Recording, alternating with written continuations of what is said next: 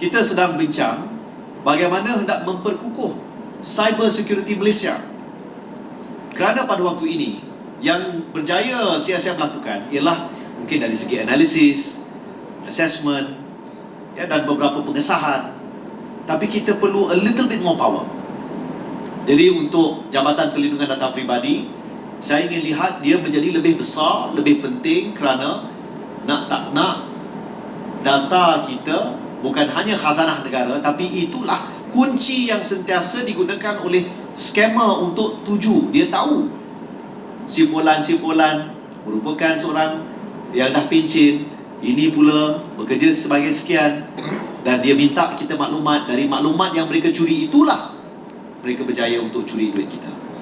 Jadi JPDP, niat saya adalah untuk buat pindaan kepada Undang-Undang Akta Perlindungan Data Peribadi, tapi perkukuhkan supaya semua organisasi yang memegang data, termasuklah Celcom Digi, akan memahami bahawa data is valuable. It is a national treasure. Tapi national treasure ni bukan hanya sekadar untuk kita simpan dan kita kongkong ataupun kita letak dalam kotak, bukan. Tapi kita boleh manfaatkan dengan jayanya. Kedua, untuk CSM, kita sedang teliti. Niat saya adalah untuk mewujudkan sebuah suruhanjaya keselamatan cyber, ya, suruhanjaya keselamatan cyber yang mampu untuk menjadi satu regulator. Jadi mungkin kita kena bincang kerjasama dengan NACSA, apa yang boleh kita lakukan. YB tadi dalam ucapan YB kata untuk bekerjasama dari segi untuk pindaan perlindungan data peribadi dan dengan CSM kan. So baik. Dia ada dua perkara yang sedikit berbeza tapi sangat berkait rapat. Data di bawah Kementerian Komunikasi dan Digital, agensi yang menjaga isu data adalah Jabatan Perlindungan Data Peribadi. Saya lihat wujud keperluan untuk kita meminda Akta Perlindungan Data Peribadi, Akta 709, bukan hanya untuk memperkukuhkan akta itu, tapi juga untuk memastikan bahawa semua organisasi yang mengendalikan data for commercial transaction, for safekeeping, faham bahawa sekiranya mereka culas, if they fail to protect, maka that failure has serious penalty. Sekarang pada waktu ini, seakan-akan tidak ada rasa segan silu kalau berlaku ketirisan data, malah sekiranya dibuat penafian, tidak ada pengesahan penafian itu benar ataupun tidak. Jadi undang-undang dari segi itu kita sedang usaha untuk perketat dan sangat penting. Aspek kedua adalah aspek keselamatan cyber. Isunya sekiranya kita hendak pastikan data kita selamat, prasarana cyber itu, prasarana internet itu perlu kita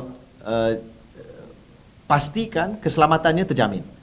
Jadi Cyber Security Malaysia, CSM, dia sangat berkesan.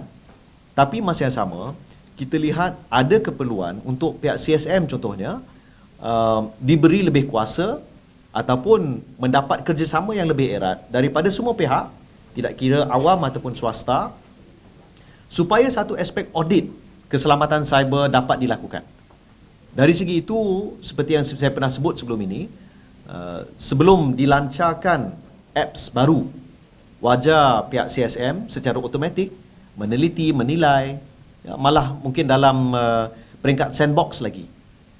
Dan saya lihat ada keperluan yang agak mendesak kerana ketirisan itu berlaku, penggodaman itu, usaha itu berterusan, dan saya pasti bila saya sebut seperti ini akan ada serangan terhadap aset-aset Kementerian Komunikasi dan Digital. Itu setiap kali saya sentuh tentang isu ini, saya menjadi sasaran. Ya, dan sebelum ini bila saya sebut tentang MyJPJ, saya difahamkan serangan bertubi-tubi dilakukan oleh hackers terhadap para penggodam, terhadap aset-aset Kementerian Komunikasi dan Digital. Tapi berjaya kita tangani dan kita tangkis serangan-serangan itu. Saya percaya selepas ini pun kita mungkin jadi target sasaran. Ya. Tapi we welcome.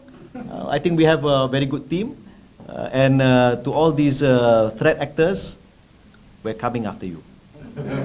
So, YB, berkenaan Suruhanjaya budaya keselamatan cyber itu mungkin ada perancangan bila nak ditubuhkan. So adakah ia akan berperanan merentasi setiap agensi? Kadang-kadang kita tahu ada implementasi antara KDN dengan KKD dengan kementerian lain. So adakah ia berperanan macam tu? Kita ada agensi-agensi tertentu seperti Mampu contohnya ya yang membantu menyelaraskan. Jadi pada waktu ini kita sedang melihat dari segi ada beberapa agensi yang sedang berbincang dengan pihak kementerian termasuk NAKSA untuk meneliti menilai aspek perundangan yang perlu menjadi asas untuk satu koordinasi yang lebih menyeluruh melibatkan semua kementerian yang lain. Jadi pada waktu ini kita lihat kita perlu membuat penilaian dan saya percaya dalam masa yang tidak terlalu lama dari sekarang perancangan ini dapat kita umumkan dan bersama dengan timeline garis masa pelaksanaan. Kalau saya nak semalam. Sebab isu keselamatan cyber ini bagi saya dia sangat sangat penting. Sebagai contoh, saya lihat ada keperluan di pihak kementerian meneliti dan menilai semula dasar kriptografi negara. Ini telah terlalu lama ditinggalkan. Kita lihat pada waktu ini banyak negara sedang bergerak ke arah post quantum. Ya, dan kalau dari segi encryption dan juga kriptografi, bagi saya lihat ada keperluan untuk kita meneliti, menilai dan mempertimbangkan pelaksanaan segera quantum cryptography. Jadi itulah sebabnya aspeknya sedikit teknikal, tapi bila kita sebut tentang contohlah rumah, kalau pagar tu adalah dari segi keselamatan cyber, sekiranya penjenayah dapat masuk pun tapi data kita encryption is very strong, maka mereka tak boleh manfaatkan ya, apa-apa dalam yang telah mereka cuba untuk curi itu. Maka it's like stealing an unbreakable box. Jadi itu antara perkara yang sedang kita pertimbangkan.